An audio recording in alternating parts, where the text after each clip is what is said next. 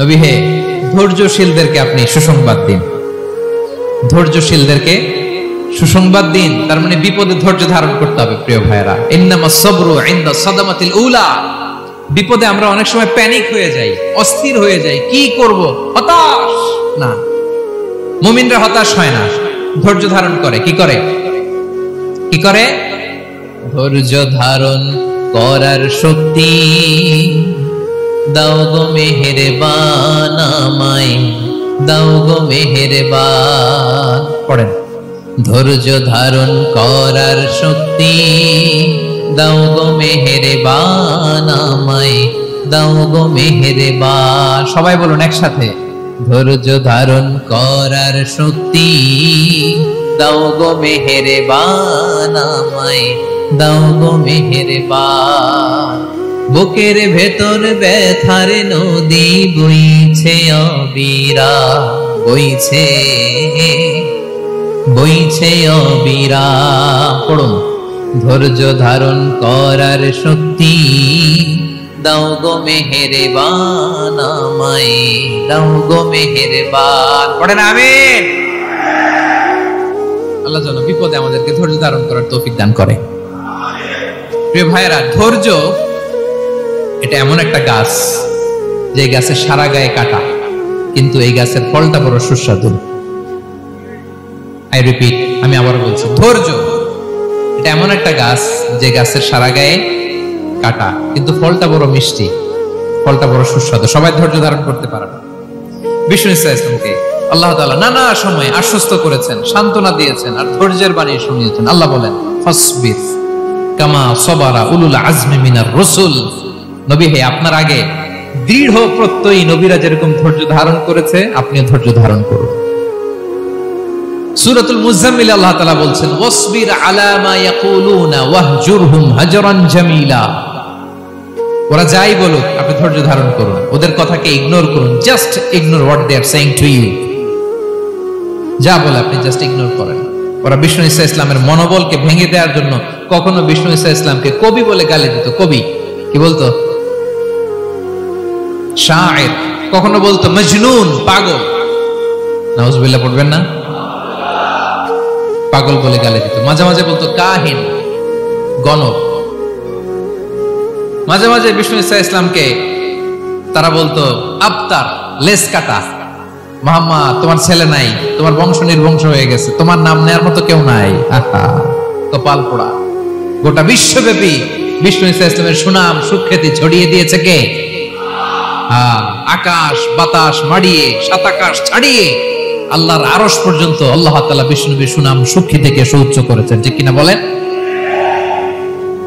Ignore করুন। আপনাকে কবি বলে, গণক বলে, আপনাকে পাগল বলে, আপনাকে লেস কাটা বলে, জাস্ট ইগনোর দেন। বর্তমান সময়েও নানা ধরনের ট্যাগ আমাদেরকেও দেয় কি দেয় না বলেন? দেয়। আমাদেরকে কি বলে? মৌলবাদী বলে, বলে বলে ওই যে রাজাকার বলে। রাজাকার রাজাকার খেলার দিন শেষ। মন মতো হইলে মুক্তিযোদ্ধা, মন মতো না হইলে রাজাকার, এই দিন শেষ। ওই দিন আর নাই, এই কার্ড দিয়ে আর খেলার দিন নাই। এগুলো মানুষ আর খায় না এখন, এগুলো গিলে না আর। সাধারণ মানুষ বড্ড সচেতন। দেখেন, কালের বিবর্তনে, সময়ের আবর্তনে একই পরিক্রমা আমাদেরকেও ট্যাগিং করে। আমাদেরকে মৌলবাদী বলে, ব্যাকডেটেড বলে, রাজাকার বলে, জঙ্গি বলে, যুদ্ধাপরাধী বলে। আছে না এরকম? ওয়াসবির আলা মা ইয়াকুলুন, নিজের সাথে মিলায় নেন। যা বলে ধৈর্য ধারণ করো। ওয়াহজুরহুম হাজরান জামিলা, জাস্ট ইগনোর দেন, ভালোভাবে ইগনোর করেন, খালাস, সালাম দিয়ে কেটে পড়েন। তাহলে প্রিয় ভাইরা, এই বিপদ আপদ আমাদের পিছু ছাড়বে না, পিছু ছাড়বে না। নবীদের পিছু ছাড়ে নাই, আমরা কোথায়? আমরা আর কি? বিপদ আমাদেরকে ধৈর্য ধারণ করতে হবে, মনোবল হারাইলে হবে না। দেখেন বিশ্বনবী কিভাবে আপনাদেরকে সান্ত্বনা দেয়। বিশ্বনবী বলেন, আজাবান লি আমরিল মুমিন, মুমিনের ব্যাপারটা বড় আশ্চর্যজনক। ফাইন্না আমরাহু কুল্লাহু লাহু খাইর, মুমিনের জীবনে যা ঘটে সবটাই খাইর, সবটাই কল্যাণ। ইন আসাবাতহু সাররাউ শাকারা ফাকানা খায়রাল্লাহ ওয়া ইন আসাবাতহু দাররাউ সাবারা ফাকানা খায়রাল্লাহ। মুমিনের জীবনে যদি সুখ আসে তাহলে মুমিন শুকরগুজার হয়, এটা তার জন্য ভালো। আর যদি মুমিন জীবনে দুঃখ আসে তাহলে সে সবর ইখতিয়ার করে, এটাও তার জন্য ভালো। সুবহানাল্লাহ। তাহলে দেখেন, আমরা হয় সুখে থাকি নয় দুঃখে থাকি, ঠিক কিনা বলেন? তাহলে সুখের সময় আমরা শুকর করি, কি করি? শুকরগুজার হই। শুকরিয়া করাও একটা ইবাদত, শুকরিয়া করাও কি? আর দুঃখের সময় আমরা সবর করি, সবর করাটাও একটা। তাহলে আমাদের পুরো জীবনটাই ইবাদত, পুরো জীবনটাই সুখের সময় শুকর আর দুঃখের সময় সবর। আওয়াজ করে বলেন, সুখের সময় শুকর আর দুঃখের সময়। এই দুই ইবাদত মুমিন জীবনে চলমান, কন্টিনিউয়াস, একটা উইন উইন সিচুয়েশন। কি বলেন? উইন উইন হয়ে গেল না? যেই পরিস্থিতিতেই থাকে আমাদের জন্য লাভ। আল্লাহু আকবার। তাহলে প্রিয় ভাইরা, এটাই জীবনের বাস্তবতা। সবর আমাদেরকে ইখতিয়ার করতে হবে, হতাশ হওয়া যাবে না। অনেকে আমরা অল্পতে হতাশ হই। এই যে আমরা ধৈর্য ধারণ করছি, এর ফল পাচ্ছি না? দীর্ঘ 1.5 দশক ধরে ধৈর্য ধারণ করছেন না আপনারা? এখন মুক্তি, স্বাধীনতা, বিজয় এনে দিয়েছে কে? ধৈর্য ধারণ করুন। ধৈর্যের যে ফলাফল, এটা বড় মিষ্টি। ধৈর্য এমন একটা গাছ, এই গাছের সারা গায়ে কাটা, কিন্তু এর ফলটা বড় সুস্বাদু, এর ফলটা বড় মিষ্টি। ধৈর্য ধারণ করার অভ্যাস করতে হবে প্রিয় ভাইরা। মুমিন হতাশ হয় না, হাল ছেড়ে দেয় না। মুমিন ভরসা রাখে একজনের উপর, তিনি কে? লা তাইয়াসু মির রাউহিল্লাহ ইন্নাহু লা ইয়াইয়াসু মির রাউহিল্লাহি ইল্লাল কওমুল কাফিরুন। আল্লাহর রহ থেকে, রহম থেকে নিরাশ হয়ে যাও না। কাফির ছাড়া, অকৃতজ্ঞ ছাড়া কেউ আল্লাহর রহ থেকে, আশা থেকে নিরাশ হয় না। শয়তানের সবচেয়ে বড় মিশন হলো আমাদেরকে হতাশ বানানো, এটা খেয়াল রাখবেন। শয়তানের সবচাইতে বড় মিশন কি? আমাদেরকে হতাশ করে দেয়া। হতাশ বানাইতে পারলে সে সাকসেসফুল, খুশি। কিন্তু আমরা এত সহজে হতাশ হই না, আমরা নিরাশ হই না, আমরা বিপদে হাল ছেড়ে দেই না। আমরা ভরসা রাখি এক মহান সত্তার উপর, তিনি কে? মনে থাকবে? বিপদ আসলে ভেঙে পড়বেন, ভিসা না হইলে কান্নাকাটি শুরু করবেন, ব্যবসায় লস হইলে হাউমাউ, হতাশ হবেন, ভেঙে পড়বেন। ধৈর্য ধারণ করব আমরা। আওয়াজ করে বলেন, আমরা কি করব? সবর। বিপদ ট্যাকেল দেওয়ার প্রথম স্টেপ হচ্ছে সবর, ধৈর্য ধারণ করতে হবে। ওয়াবাশশিরিস সাবিরিন, ধৈর্যশীলদেরকে সুসংবাদ দাও। বিপদ থেকে বাঁচার দ্বিতীয় স্টেপ হচ্ছে এই বিপদ থেকে উত্তরণের চেষ্টা করতে হবে। কন্টিনিউয়াস প্রচেষ্টা চালিয়ে যেতে হবে। ওয়াল্লাযীনা জাহাদু ফিনা লানাহদিয়ান্নাহুম সুবুলানা। যারা আমার রাস্তায় চেষ্টা করে, প্রচেষ্টা করে, স্ট্রাগল করে, তাদেরকে আমি পথ দেখিয়ে দেই, সুবুল দেখিয়ে দেই, ওয়ে আউট দেখায় দেই, এক্সিট দেখায় দেই। কোথাও আটকাবেন না আপনি, আপনাকে এক্সিট দেখায় দিবে কে? মালয়েশিয়াতে কেলুয়ার বলে না? কেলুয়ার কি বলে চিনেন? কেলুয়ার মানে কি? এক্সিট। এক্সিট পেয়ে যাবেন, আটকাবেন না আপনি জীবনে কোথাও। 3 নাম্বার, আল্লাহর উপর তাওয়াক্কুল করতে হবে বিপদ আসলে। ওমাইয়া তাওয়াক্কাল আলাল্লাহি ফাহুয়া হাসবুহ। আল্লাহর উপর যে তাওয়াক্কুল করে, আল্লাহই তার জন্য যথেষ্ট হয়ে যায়। তাহলে বিপদে প্রিয় ভাইরা আমরা প্যানিক হব না, ধৈর্য ধারণ করব, বিপদ থেকে উত্তরণের সর্বোচ্চ প্রচেষ্টা চালিয়ে যাব, আর ভরসা রাখবো একজনের উপর, তিনি কে? আর বিপদ আসলে এটাকে নেগেটিভলি নেবেন না সবসময়। বিপদ আপদ এটা অনেক পজিটিভ, ভালো জিনিস আমাদের জীবনে বয়ে নিয়ে আসে।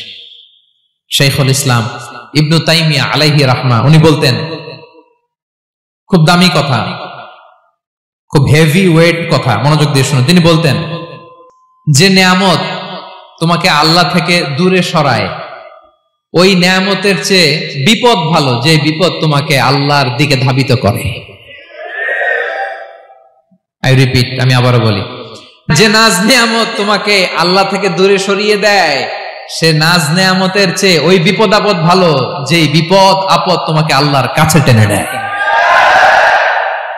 তাহলে বিপদ আপদ আসলে আপনি হতাশ হবেন? আর কখনো দুঃখ করবেন? মোয়ারের ভাইয়েরা, আর মন খারাপ করবেন?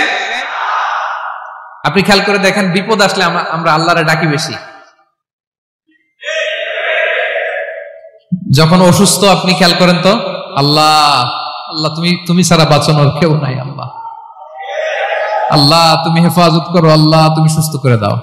যখন লাইফ থ্রেট, দেখেন আপনি গুম হয়ে যেতে পারেন, আপনার কারাবন্দি করতে পারে, এরকম একটা বিপদের মধ্যে আছেন, তখন খেয়াল করেন তো আল্লাহর সাথে আপনার কানেক্টিভিটি, রিলেশনশিপটা কতটা ডেভেলপ হয়। কারণ বিপদে পড়লে আমরা আল্লাহরে ডাকি বেশি। তাহলে বিপদ আপদেরও কিছু পজিটিভ সাইড বা দিক আমাদের জীবনে আছে না নাই? অনেক পজিটিভ দিক আছে, কয়েকটা শেয়ার করি। এক নাম্বার পজিটিভ সাইড তো বললাম, ইমাম ইবনে তাইমিয়া যেটা বললেন। এরপরে হচ্ছে মাঝে মাঝে আল্লাহ তাআলা আমাদের মর্যাদাকে আপগ্রেড করতে চায়, এলিভেট করতে চায়। আপনি ধরেন কোন একটা এয়ারলাইন্সের রেগুলার প্যাসেঞ্জার টিকিট কাটেন, মাঝে মাঝে হঠাৎ করে দেখবেন কাউন্টারে গেলে তারা বলে you are upgraded to business class, অথবা you are upgraded to first class. যেহেতু রেগুলার প্যাসেঞ্জার, অনেক মাইলস জমা হয়েছে, আপগ্রেড করে দেয়। আল্লাহ তাআলা মাঝে মাঝে চায় তিনি আমাদের মর্যাদাকে, র্যাঙ্ক এটাকে আপগ্রেড করবেন, কিন্তু আমার যে আমল আখলাকের অবস্থা, ওইটা দিয়ে ওই আপগ্রেড র্যাঙ্কে যাওয়ার সুযোগ নাই। বুঝতেছেন কথা? আল্লাহ চায় আমার লেভেল একটু আপ করতে, কিন্তু আমার আমলের যে অবস্থা, এতে আমি ওখানে যাই না। তখন আল্লাহ কিছু বিপদ আপদ দিয়ে, পরীক্ষা দিয়ে বান্দাকে টেস্ট করে। ওই পরীক্ষায় যদি উত্তীর্ণ হন, সাথে সাথে আল্লাহ তাআলা আপনার লেভেল বা র্যাঙ্ক আপগ্রেড করে দেয়। সুবহানাল্লাহ পড়বেন না? তাহলে লাভ না লস? আওয়াজ করে বলেন, লাভ না লস? মুমিন জীবনের সব লাভ। যত বিপদ আপদ আপনাকে স্পর্শ করে, প্রতিটাতেই আপনার জন্য কল্যাণ। বিষ্ণু ইসলাম বলেন, মা ইউসিবুল মুসলিমা মিন নাসাবিন ওয়ালা ওয়াসাবিন ওয়ালা হাম্মিন ওয়ালা হুজনিন ওয়ালা আযান ওয়ালা গাম্মিন হাত্তা শাওকাতি ইউশাকুহা ইল্লা কাফারাল্লাহু বিহা খাতায়া। আপনার জীবনে যত দুঃখ, যত যন্ত্রণা, যত টেনশন, যত অ্যাংজাইটি, যত ইনজুরি, এমনকি গোলাপ ফুল পাড়তে যে ওখানে যে কাঁটা বাঁধছে, বড়ই খেতে যে বড়ই গাছে ওঠার পর যে একটা কাঁটা বিঁধছে আপনার হাতে, এর কারণে আল্লাহ তাআলা আপনার গুনাহ মাফ করে দেয়। সুবহানাল্লাহ। তাহলে বিপদ আপদ দিয়ে আল্লাহ বান্দার মর্যাদাকে আপগ্রেড করে। বিপদ আপদে ফেলে আল্লাহ তাআলা বান্দার পাপ মোচন করে। বিপদ আপদ দিয়ে আল্লাহ তাআলা বান্দার শাস্তি মওকুফ করে। এমন পাপ করছেন, এটার জন্য শাস্তি বরাদ্দ হয়ে গেছে, কিন্তু আল্লাহ তাআলা ওই শাস্তি থেকে মাঝে মাঝে আপনাকে বাঁচাতে চায়, তখন কিছু বিপদ দিয়ে বান্দারে পরীক্ষা করে। উত্তীর্ণ হলেই আল্লাহ তাআলা ওই শাস্তিকে মওকুফ করে দেয়। তাহলে আসুন সামারি করি, পুরো আলোচনাটার সামারি করি। বিপদ আপদ, পরীক্ষা, স্ট্রাগল, কষ্ট, এটা সুন্নাতুল্লাহি ফিদ দুনিয়া। এই দুনিয়ায় আল্লাহর সুন্নাত, এর বাইরে কেউ যেতে পারে না, ইভেন নট দ্য মেসেঞ্জার্স, নবীরাও না। আজকের আলোচনায় শুনছেন না নবীদের জীবন দিয়ে কি গেছে, ups and downs, test and trial, নবীরাও না। তাহলে এটা আমাদের মাইন্ডসেটের সাথে সেট আপ করে নিতে হবে যে অতীতে, বর্তমানে, ভবিষ্যতে বিপদ আপদ মুক্ত এই পৃথিবীতে কেউ থাকবে না। পারবেন? হ্যাঁ, এটা মাইন্ডসেটে নিয়ে নিতে হবে যে এটাই জীবন, বিপদ আপদ দিয়ে আল্লাহ পরীক্ষা করবেন। এটাই পৃথিবী, চির সুখ চির শান্তি এই পৃথিবীতে খুঁজলেই পাওয়া যায় না। শুরুতে বলছিলাম না, চির সুখ চির শান্তি। বলেন তো, এটা কি দুনিয়ার ফিচার না জান্নাতের ফিচার? জান্নাতের ফিচার দুনিয়ায় খুঁজলে পাওয়া যাবে? যাবে না। তাহলে আজকের আলোচনার 1 নাম্বার লেসন হচ্ছে বিপদ আপদ এটা সুন্নাতুল্লাহি ফিদ দুনিয়া। এই দুনিয়া আল্লাহর সুন্নাত, এটা থেকে মুক্তি পাওয়ার কোনো সুযোগ নাই, নবীরাও পায় নাই। 2 নাম্বার লেসন, বাঁচার যেহেতু সুযোগ নাই, we have to face it with patience, intellect and tawakkul. বিপদে অস্থির হওয়া যাবে না, এটাকে ফেস করতে হবে উইথ পেশেন্স, ধৈর্যের সাথে। বিপদ আমরা মোকাবেলা করব কিসের সাথে? ধৈর্য। প্যানিক হবেন না, অস্থির হবেন না, ধৈর্য ধারণ করবেন। উইথ ইন্টেলেক্ট, আল্লাহর দেয়া আপনার ইন্টেলেক্ট খাটিয়ে এই বিপদ উত্তরণের সর্বান্তকরণের চেষ্টা প্রচেষ্টা আপনার চালায় যেতে হবে। আর সবশেষে আত-তাওয়াক্কুল আলাল্লাহ, ডিপেন্ডিং অন আল্লাহ, ভরসা করব কার উপর? আল্লাহর উপর। পারা যাবে তো? আচ্ছা, দুইটা লেসন গেল। 3 নাম্বার লেসন হচ্ছে আমাদের ছেলে মেয়েদেরকে we have to educate our child regarding the test and trial in this dunya. দুনিয়ার এই বিপদ আপদের ব্যাপারে আমাদের ছেলে মেয়েদেরকে শেখাতে হবে, বোঝাতে হবে। ওরা ছোট মানুষ তো অস্থির হয়ে যায়, আব্বু আমার সাথে কেন এমন হয়, আমারই শুধু পেন্সিল চুরি হয়, আমারই শুধু এটা হয়, আমি পরীক্ষায় খারাপ করি, আমি ব্যথা পাই, আমার এই আমার সেই। ছোট মানুষ তো বুঝে না। ওরা বুঝাইতে হবে যে বাবা, this is the essence of life, এটাই জীবন, এটাই কি এই লাইফ হ্যাকস গুলো তাদেরকে শেখাইতে হবে। ডোন্ট বি প্যানিক, প্যানিক হওয়া যাবে না। This is how life is design, এটাই জীবন, বিপদ আপদ আসবে, এটাকে মেনে নিতে হবে।